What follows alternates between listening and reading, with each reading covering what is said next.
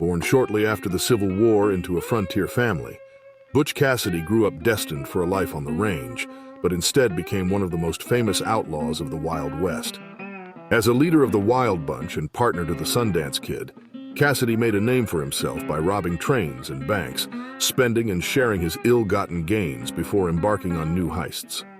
What set Cassidy apart was his ability to evade capture for years, as well as his non-violent approach compared to other outlaws. Despite his criminal pursuits, Cassidy's true ambition was to live as a respectable rancher, far from the reach of the law. His legacy, immortalized in books and films like the 1969 classic Butch Cassidy and the Sundance Kid, continues to capture the imagination of many today. Butch Cassidy, born Robert Leroy Parker on April 13, 1866, was the son of English immigrants who had converted to Mormonism and settled in a remote valley in Utah.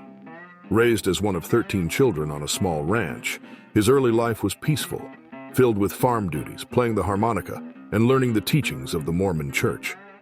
At the age of 14, he left home to find work and eventually crossed paths with a cattle rustler named Mike Cassidy. Their relationship left such an impression that Robert adopted Cassidy as his own last name, and his nickname Butch likely stemmed from his time as a butcher in Wyoming during his teenage years. Butch Cassidy's life of crime began almost by accident. As a teenager around 1880, he rode into town to buy clothes but found the shop closed for the day. Determined not to leave empty-handed, he broke in and took a pair of jeans, leaving behind an IOU for the cashier. However, the shop owner didn't appreciate the gesture and pressed charges, though Cassidy was acquitted. Little is known about his teen years, but he likely got involved in horse theft around 18. By 21, Cassidy moved to Telluride, Colorado, and met Matt Warner. The two began racing Warner's horse, but they soon sought bigger payouts, leading to their first bank robbery in 1889. Along with Warner and the McCarty brothers, they stole $21,000 from the San Miguel Valley Bank. Despite the large sum, they quickly spent the money in brothels and saloons, setting the stage for future robberies. In 1894, Butch Cassidy was arrested in Wyoming for horse theft and possibly leading an organized crime operation. He served 18 months, but prison did little to deter his criminal ambitions. After his release in 1896, Cassidy formed the Wild Bunch, a gang named after the Doolin Dalton gang. Their first major heist occurred in August 1896, when they robbed a Montpelier, Idaho bank, escaping with $7. Operating from Robbers Roost in Utah, they launched raids across the West. Unlike other outlaws, Cassidy cultivated a non-violent reputation, boasting of never killing anyone and even adopting a Robin Hood-like persona. He believed in stealing from the wealthy and redistributing the money, once stating that he stole from the rich just to hear them holler, before passing the money to those in need. His largest heist came on June 2, 1899, when the Wild Bunch robbed a Union Pacific passenger train and stole up to $60. This drew the attention of federal authorities, who hired the Pinkerton National Detective Agency to track down Cassidy.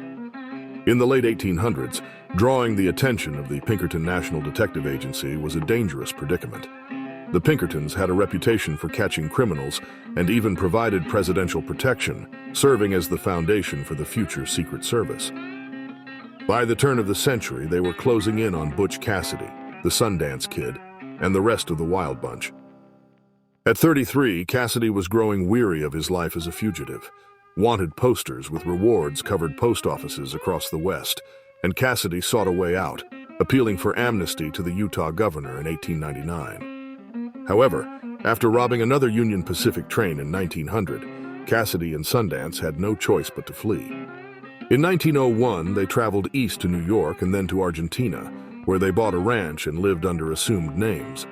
Despite their attempt at a quieter life, by 1906, they were back to robbing banks and trains in South America. In 1908, Butch Cassidy and the Sundance Kid found themselves at a boarding house in Bolivia. Unfortunately for them, the owner noticed that their mule had a brand from a recently robbed ranch and alerted the authorities. A nearby detachment of Bolivian cavalry quickly assembled a posse, and on November 6th, soldiers, local police, and even the town's mayor surrounded Cassidy and Sundance's room. What began as a hopeful arrest attempt soon turned into a fierce shootout. The duo, refusing to surrender, fought back, killing at least one soldier. As bullets riddled the building, the gunfire eventually ceased around 2 a.m. Screams and 2 gunshots echoed from within the cabin. When authorities entered, they found 2 lifeless men, believed to be Cassidy and Sundance. The man assumed to be Sundance had a fatal gunshot wound to his forehead, while the other, likely Cassidy, appeared to have shot himself. This tragic ending birthed the legend of their death by their own hands rather than surrendering. However, rumors of their escape persisted. Some believed the Bolivian authorities mistakenly killed 2 other robbers. Even Cassidy's sister, Lula Parker Bettinson, claimed he returned to the U.S. and lived until 1937. Though many stories remain, Cassidy's family has always kept the truth hidden, believing he deserves to rest in peace. In the 1969 movie Butch Cassidy and the Sundance Kid, it's heavily implied that the 2 famous outlaws went out in a blaze of glory during a shootout with the authorities in Bolivia.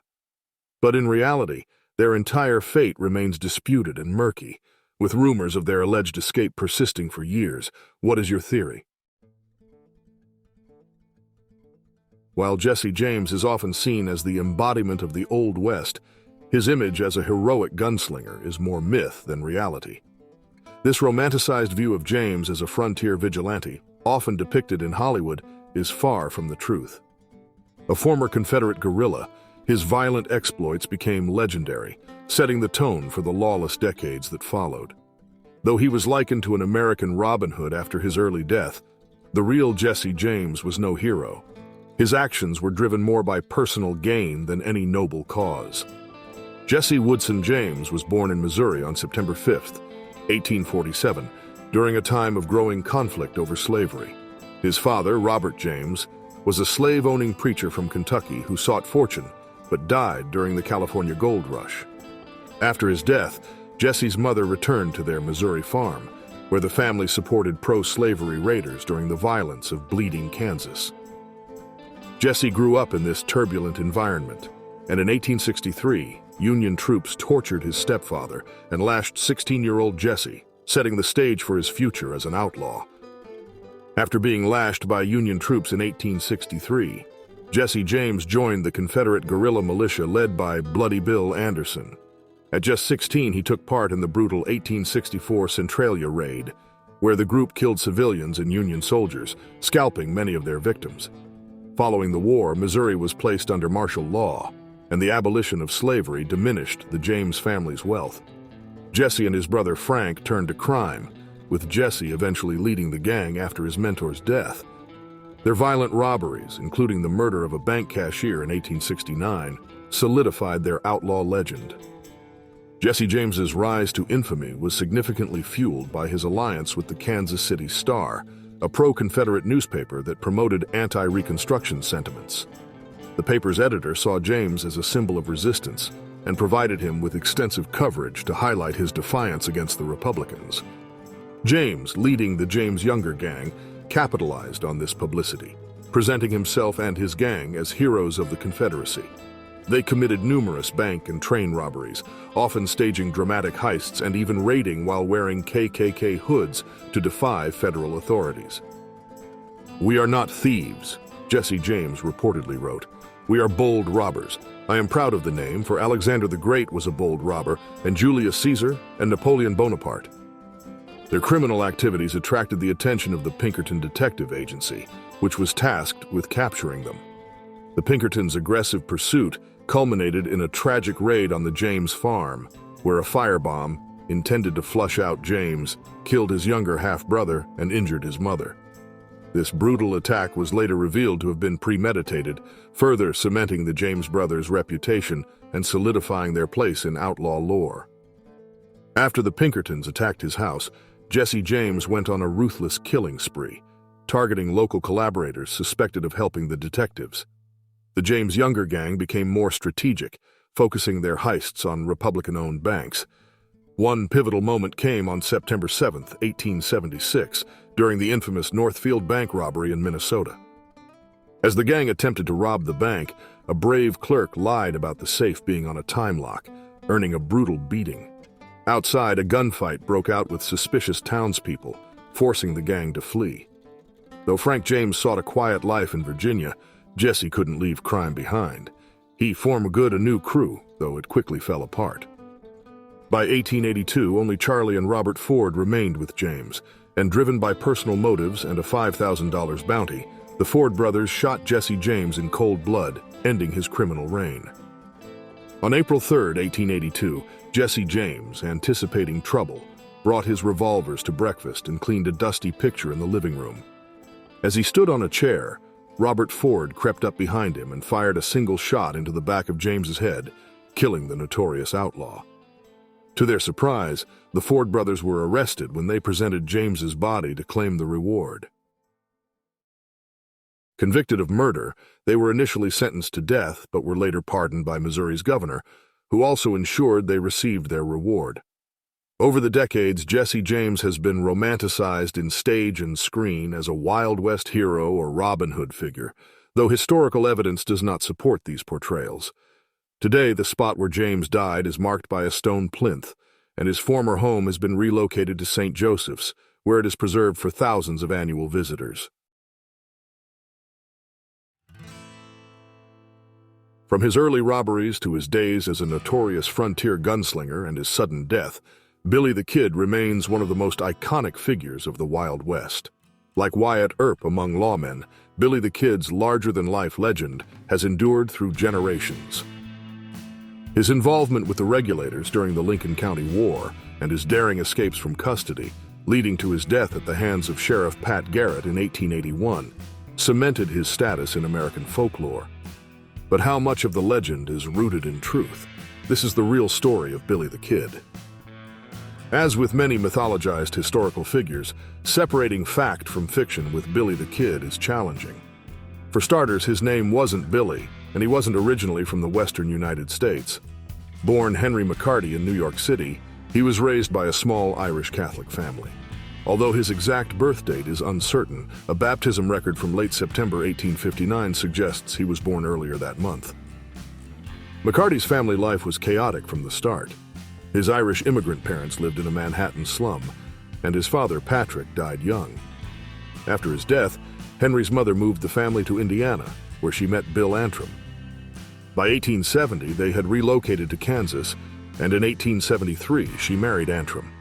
It was soon after their move farther west that Henry McCarty began his descent into trouble. Young Henry McCarty's stepfather, a part-time prospector, often left on long trips, especially as McCarty's mother became increasingly ill with tuberculosis. As her health declined, she relied more on the men in her family to care for her. When she passed away in late 1874, Antrim was days away, and although he learned of her death, he didn't return in time for the funeral. This left teenage McCarty essentially on his own. He tried his hand at respectable jobs like working at a hotel or as a ranch hand, but soon found himself in trouble with the law. After a series of petty thefts, things escalated in 1875 when he stole pistols from a Chinese laundry and was jailed. Just 2 days later, he escaped, beginning his life as a fugitive. As a fugitive, Henry McCarty managed to hide out at his stepfather Antrim's place in New Mexico for a few weeks, but their relationship soured quickly. Before leaving for good, McCarty stole a gun and some clothes, marking his last contact with Antrim. Now, completely on his own, McCarty crossed into Arizona territory, becoming a federal fugitive. Using the name Billy Antrim and nicknamed the Kid for his youthful appearance, the 16-year-old began his notorious life as Billy the Kid, finding work as a cowboy and ranch hand. Despite trying to lay low, Billy continued stealing, partnering with John Mackey to swipe horses from an army fort. His life of crime escalated in 1876 when he killed a local blacksmith, Frank Cahill, during a card game dispute. After the deadly fight, Billy the Kid was once again on the run. He briefly returned to the area but was jailed, only to escape yet again, stealing another horse and fleeing toward New Mexico, where he was still wanted for robbery. Billy the Kid's return to New Mexico was cut short when Apaches took his stolen horse, leaving him to trek through the desert until he reached a friend's house. After a brief rest, he joined cattle rustlers targeting businessman John Chisholm, but also tried going straight working for rancher John Tunstall. In 1878, a feud between Tunstall and local rivals led to Tunstall's murder by Sheriff William Brady's posse. Billy, who witnessed the killing, sought justice but was arrested. Released by a U.S. Marshal, Billy joined the Lincoln County regulators to avenge Tunstall's death. They killed Brady, but their actions led to more conflict, culminating in the Battle of Lincoln. Cornered by sheriff's forces, Billy and the regulators narrowly escaped when Army reinforcements set fire to their hideout. After surviving the Battle of Lincoln, Billy the Kid became a top target for law enforcement. He attempted to strike a deal with Governor Lew Wallace, offering a witness statement about a recent murder in exchange for a pardon. The governor agreed, suggesting they stage Billy's arrest for appearances before taking his statement. Billy went along with the plan, but after 2 months with no pardon, he realized he had been duped and would likely face execution. Once again, he escaped from jail and went into hiding. Billy stayed off the radar until January 1880, when a man named Joe Grant approached him in a saloon near Santa Fe.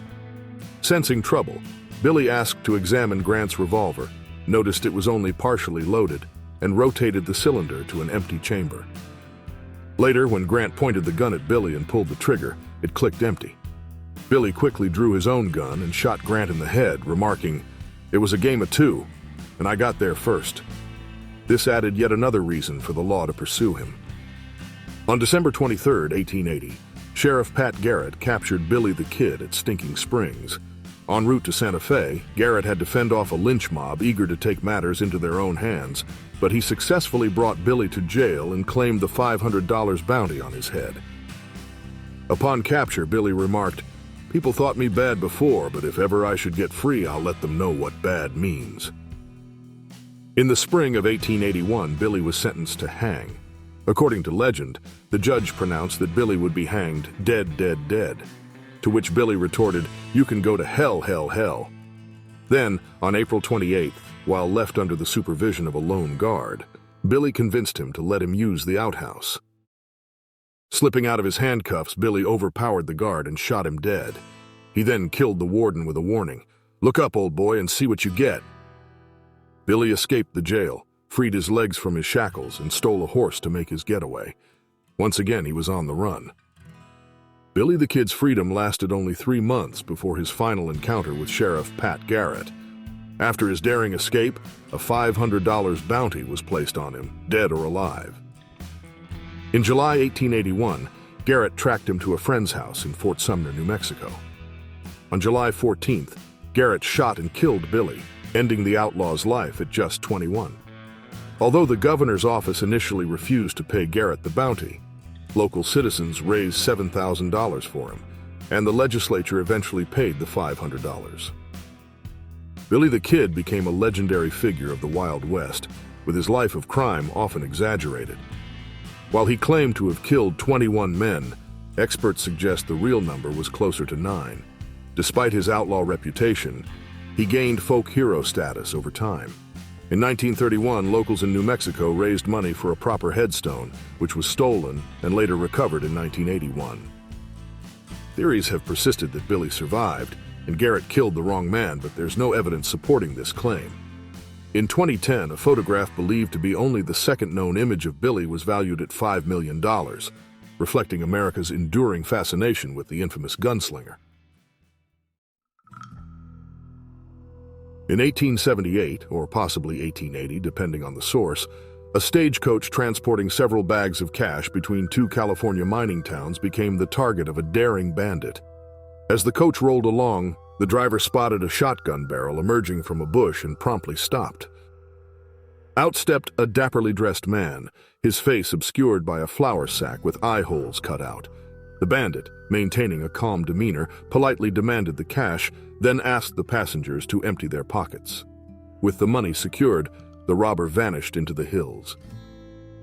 The coach hurried to the nearest town, where a posse was quickly assembled with the intent of hanging the outlaw. However, despite a 2-day search, the bandit eluded capture, leaving behind only a scrap of paper as his calling card. Scrawled across it was a poem, "Here I lay me down to sleep to wait the coming morrow. Perhaps success, perhaps defeat and everlasting sorrow. Let come what will, I'll try it on, my condition can't be worse.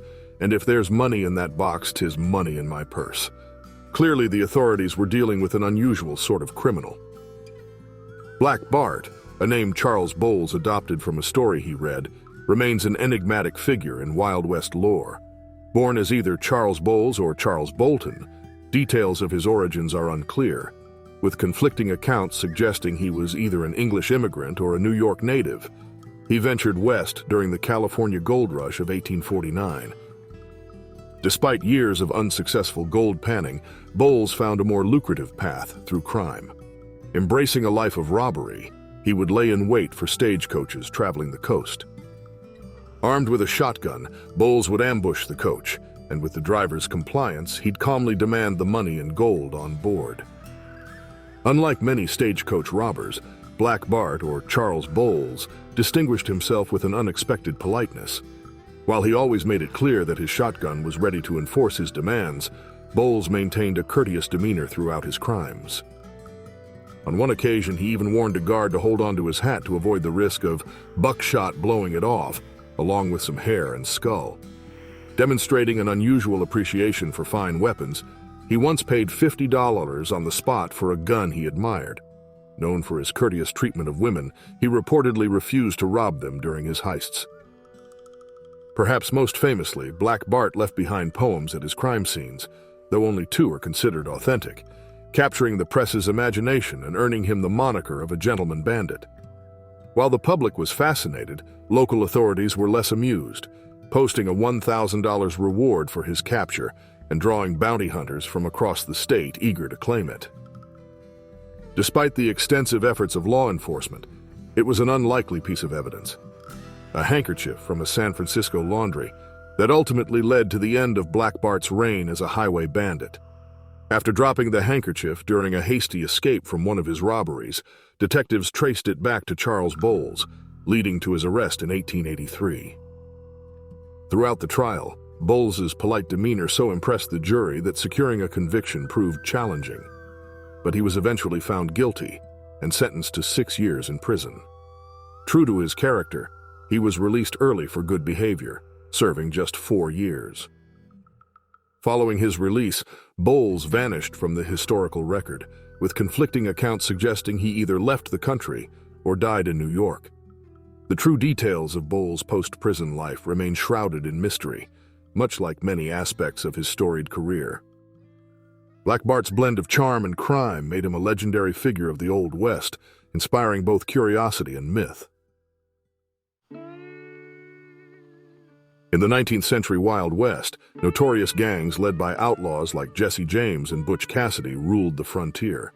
However, these infamous men met their match in Belle Starr, the so-called bandit queen. Known for her cunning and charm, Belle Starr gained notoriety as a horse thief and seductress, carving out her own legacy as one of the few prominent female outlaws of the era. Myra Maybelle Shirley, born on February 5, 1848 in Carthage, Missouri, grew up amidst the vibrant activity of one of the westernmost frontiers of the expanding United States. Carthage was a crucial stop for merchant trains traveling west, and young Belle Starr witnessed a constant stream of traders, trappers, and settlers. Influenced by her older brother Bud, Starr defied traditional feminine roles taught at her private all-girls academy, learning to ride and handle weapons. Her mother's distant connection to the notorious Hatfields further shaped her rebellious spirit. When the Civil War erupted, Starr's family supported the Confederacy, with Bud becoming a guerrilla fighter and Starr aiding the cause by gathering intelligence. Her dangerous courage was evident when she successfully warned Bud of an impending attack in February 1863, an act that undoubtedly altered the course of her life. In the summer of 1864, after a violent clash between rival factions in Sarcoxie, Mississippi, claimed the life of Bud Shirley and destroyed the Shirley family's tavern, Myra Maybelle.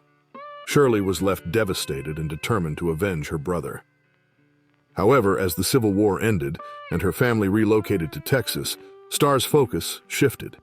She reconnected with her old Confederate Raider associates, including Frank and Jesse James and Cole Younger, embracing the outlaw life with guns strapped to her hips and a fierce reputation.